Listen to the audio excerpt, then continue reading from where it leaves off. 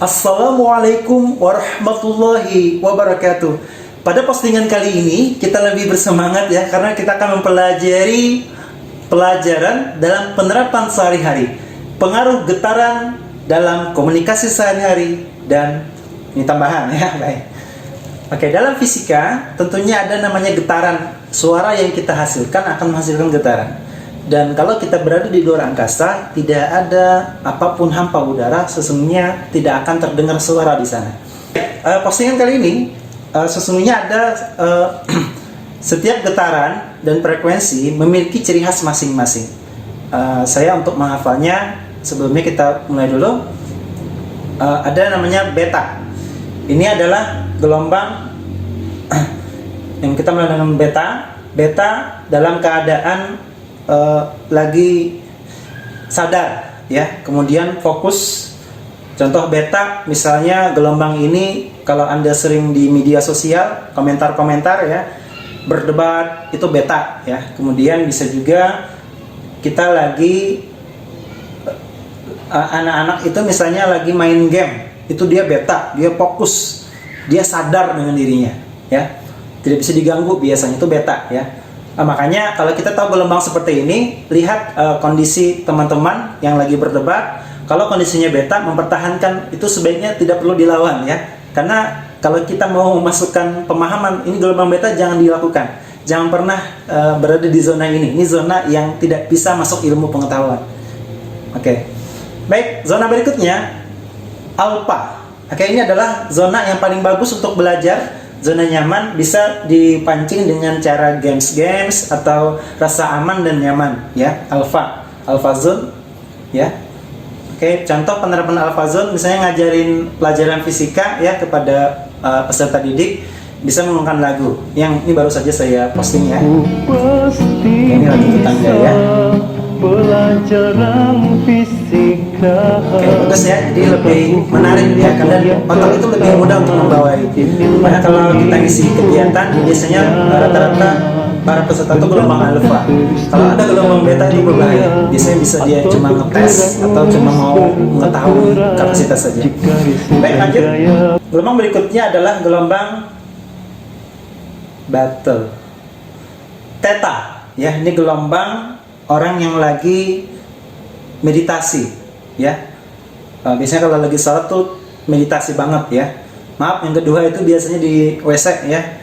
Kita meditasi sampai-sampai sesuatu yang lupa itu bisa keingatan. Itu meditasi sekali. Berikutnya gelombang tidur delta. Oke, ini gelombangnya, frekuensinya. Oke, ini penerapannya dulu ya. Ini biasanya tertidur. Makanya hati-hati kalau kita ngisi acara atau ngisi khutbah ya. Biasanya bikin orang tertidur, berarti itu menghasilkan gelombang delta ya, ini bahaya banget. Walaupun ada juga faktor-faktor tertentu, mungkin kelelahan dan lain-lain. Baik, sekarang penerapan getaran lagi. Kita menyebutnya getaran suara atau gelombang tadi, berbentuk dalam memiliki ciri khas masing-masing, dan getaran ini bisa diterapkan dalam kehidupan sehari-hari dan tentunya punya fungsi yang berbeda-beda. Kita mulai dari getaran pertama atau gelombang pertama, ini berbentuk visual. Kita nyebutnya visual, ciri-cirinya nyaring, kemudian cepat, bisa juga cepat ya, dan ada penekanan. Tentunya dengan tujuannya, fungsinya adalah bagaimana memberikan penekanan dalam satu kalimat. Maka ini contoh ustadz-ustadznya di Nusantara ya. Ada Ustadz Abdul Somad, ada Ustadz Abi Hidayat, ada saya ya, saya menggunakan visual, itu standar saya ya. Nyaring, bisa cepat, Ustadz Felix Yao ya, bisa juga Ustadz Babi Haikal juga bisa, Ustadz Bakhtiar Nasir ya, juga tipe seperti ini bisa kita lihat. Oke, ini adalah TV visual. Jadi ini kalau kita mau memberikan penekanan dalam pelajaran, ini sangat dianjurkan. Baik, anak-anak yang Ustadz sayangi, kan? Baik, mari kita akan mulai pelajaran kita. Akan memberikan penekanan bahwa apa yang kita sampaikan itu amatlah sangatlah penting. Baik, gelombang berikutnya, untuk memberikan penjelasan, hindari menggunakan visual. Karena itu otak itu cepat lelah dalam memberikan menerima respon visual tadi, nyaring ya, cepat, itu kan cepat lelah otak kita. Kalau memberikan penjelasan, gunakanlah dengan auditori ya. Auditori ini ciri-cirinya adalah lembut, pelan dan nyaman, cocok untuk memberikan narasi ya. Misalnya fotosintesis adalah proses antara penyinaran matahari dengan seperti itu, jadi lembut ya. Coba bayangin kalau ada yang menjelaskan dengan suara visual. Anak-anak, 1 ditambah 1 sama dengan, itu memang bisa menerima, tapi kepala kita cepat pusing ya, karena memang visual itu untuk penekanan, dan penekanan full HD ya, terutama itu bikin kepala pusing. Jadi anak-anak, kita lembut ya, kalau memberikan penjelasan narasi, maka berikanlah contoh yang lembut. Kalau berdebat tuh yang lembut saja, memberikan narasi, memberikan penjelasan. Jangan terlalu keras, kamu yang salah ya. Oke, jangan juga salah ini ya, kalau mau minta tolong pakai visual yang bagus ya. Masa minta tolong dengan lembut, tolong kan nggak cocok. Jadi tolong, kan visual ya yang penting. Untuk contoh Ustadz yang biasanya di Indonesia menggunakan getaran gelombang yang seperti auditori, ini dia. Oke, lembut ya. Ini keluarga beliau beserta istri-istri beliau. Istri ya. Baik. Gelombang berikutnya yang lebih dalam, lebih lembut dari yang tadi. Fungsinya, nama getarannya kinestetis, dan di sini ciri-cirinya dulu. Ciri-cirinya agak berbisik, kemudian pelan. Fungsinya tentunya untuk memberikan komunikasi ke perasaan. Biasanya lebih ke arah perasaan. Ya, misalnya dalam dunia pendidikan memberikan apresiasi ya, kemudian ingin lebih mendalam dalam perasaan, dan biasanya merasuk kepada hati. Tolong jangan disalahgunakan ya, nanti kita lihat penerapannya. Baik. Contohnya, kamu bagus. Nah ya, kalau kita misalnya punya istri, I love you. Coba, I love you. Nah kan enggak ya, I love you biasa, tapi I love you, I cinta, aku cinta padamu. Nah kan lebih ini ya, lebih keperasaan ya. Jadi kalau guru-guru yang ingin memberikan apresiasi kepada anak murid, hendaklah gunakan gelombang yang model gini. Ya ini karena dia akan langsung berpengaruh ke perasaan. Jangan sampai kita kalah dengan film-film ya. Ini film-film banget biasanya, film-film romantis. Jadi nanti dengan suaminya ya, kalau istri dengan suaminya, kalau bisa menggunakan visual auditory atau menggunakan ini kinestetis ya. Ambilkan. Nah, dengan lembut ya, supaya perasaannya itu saling sinkron. Ini Ustadz yang biasanya menggunakan suara model gini secara dominan ya, almarhum Ustadz Arifin Ilham dengan istri-istri beliau. Oke, kita bisa lihat ya dari jumlah model mana yang disukai perempuan ya. Baik. Kemudian ada pertanyaannya, kemudian kapan menggunakan visual, kapan menggunakan auditory, kapan menggunakan kinestetis.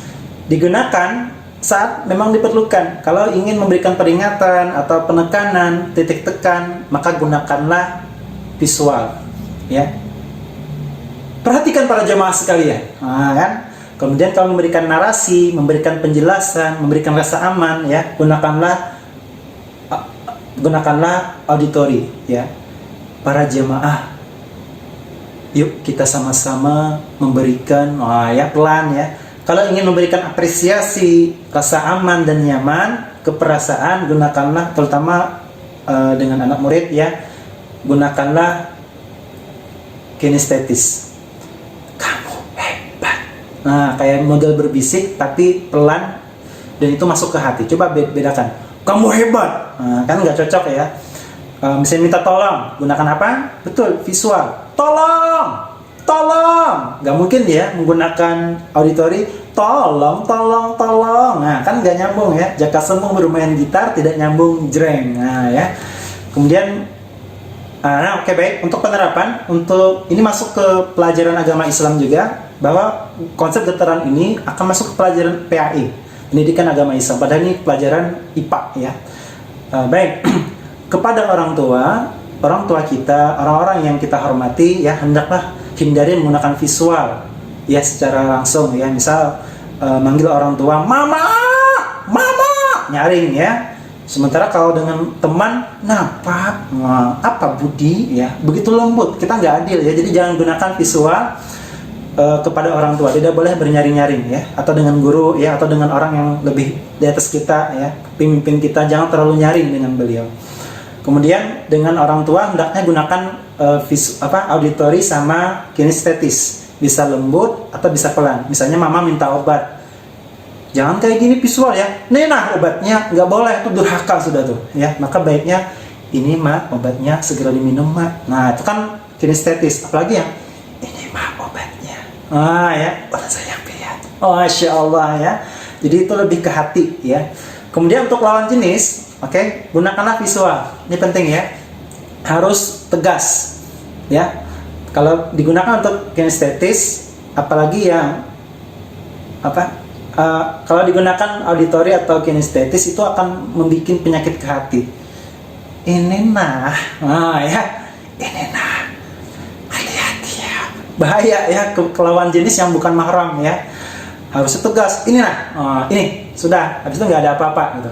Jadi ini bagian dari penerapan ilmu getaran dan gelombang kepada ke berbagai elemen ya, elemen pergaulan, elemen kepada akhlak mulia, luar biasa. Makanya kita perlu untuk menguasai ilmu ini, terutama yang suka bicara di depan umum ya. Supaya apa? Supaya kita tepat kapan menggunakan frekuensi ini, kapan menggunakan frekuensi yang lain.